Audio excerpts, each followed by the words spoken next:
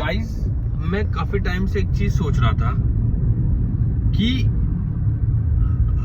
हम लोग सुबह उठते हैं, नौकरी जाते हैं, कमाते हैं, शाम को आते हैं, खाना खाते हैं, सो जाते हैं। क्या हमारा कोई जीवन नहीं? क्या हमारे पास हमारा कुछ नहीं?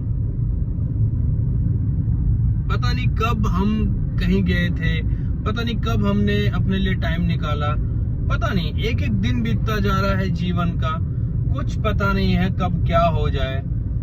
जब तक है मेरे भाइयों, जी लो, खा लो, पी लो। अपने लिए तो जीवन में कभी टाइम निकाल नहीं पाओगे। कुछ टाइम अपने लिए भी निकाला करो मेरे भाइयों। रीजन, वो टाइम बहुत कीमती है। अपने लिए भी टाइम निकाला करो मेरे भाइयों, मेरे दोस्तों। बहुत ख्याल रखा करो।